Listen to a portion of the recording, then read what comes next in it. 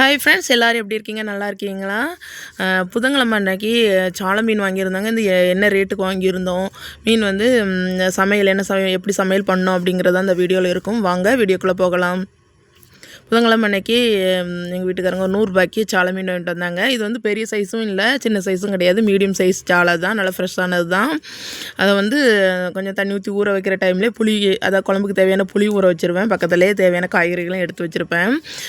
ஒரு 10-15 நிமிஷத்தில் கொஞ்சம் செதில் ஊறின பிறகு க்ளீன் பண்ணிட்டு வந்துட்டேன்.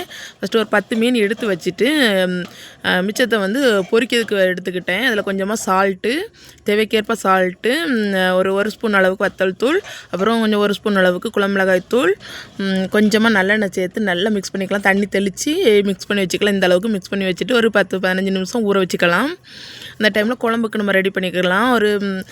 ஒரு குண்டானில் 2 தக்காளி கட் பண்ணி சேர்த்துருக்கேன். ஒரு 2 மிளகாய், கொஞ்சம் கருவேப்பிலை, ஒரு 2 ஸ்பூன் அளவு குழம்பு மிளகாய் தூள். நான் வந்து தனியாக குழம்பு மிளகாய் தூள்னையும் சேர்த்து அரைச்சி வச்சுருவேன். தனி வத்தல் தூள், மல்லித்தூள்னு போடுறது கிடையாது. இது வீட்டிலே அரைச்ச மசாலா தான். இதில் வந்து எக்ஸ்ட்ரா கொஞ்சம் தண்ணி சேர்த்து, கொஞ்சம் புளி தண்ணி, அதாவது லெமன் அளவுக்கு புளி ஊற வச்சுருந்தோம் பார்த்தீங்களா, அது நல்லா ஊறிட்டு அந்த புளி தண்ணி சேர்த்துட்டு நல்லா தக்காளி கை வச்சு பிசைஞ்சிக்கலாம். சிலப்போ முழு தக்காளியே போட்டு பிசைவாங்க. நமக்கு அந்தளவுக்கு கையில் ஸ்ட்ரென்த்து கிடையாது. நான் கட் பண்ணி போட்டு தான் பிசைஞ்சேன். நல்லா பிசைஞ்சு வச்சுட்டு அப்புறம் தாளிப்பு கொடுத்துக்க வேண்டியதான். மண் சட்டி அடுப்பில் வச்சுட்டு நல்லா சட்டி சூடானதும் கொஞ்சமாக நல்லெண்ணெய் சேர்த்துக்கலாம். கொஞ்சம் கடுகு உளுந்து சேர்த்துக்கலாம். அது கொஞ்சம் பொரிஞ்சதுக்கப்புறம் கொஞ்சமாக வெந்தயம் சேர்த்துக்கிறேன்.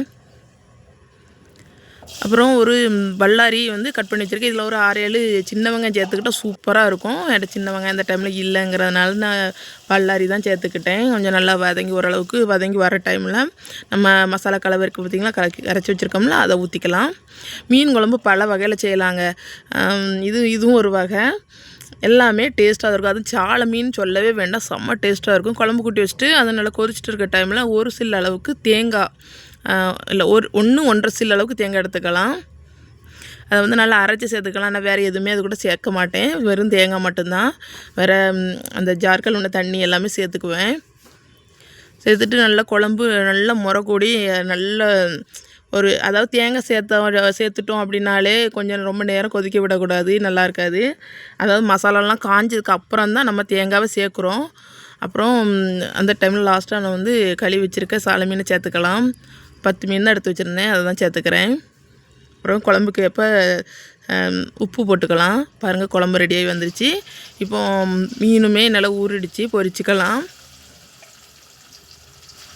மீன் வந்து நமக்கு தேவைக்கேற்பாங்க தாங்க. எண்ணெயெல்லாம் நல்லா போட்டு முழுசும் முங்க வச்சு பொரிக்கிறதுக்கும் ஆசைப்பட்டால் பொரிச்சிக்கலாம், இல்லைன்னா எண்ணெய் இல்லாமல் பொரிச்சிக்கலாம்.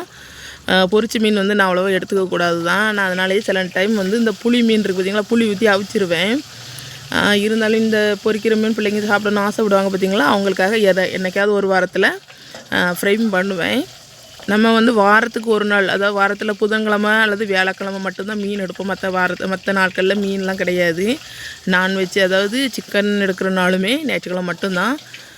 மற்ற நாள் ஃபுல்லாக நமக்கு வெஜ்ஜாக தான் இருக்கும். இடையில முட்டை என்றைக்கா ஒரு நாள் வரும், அவ்வளோதான்.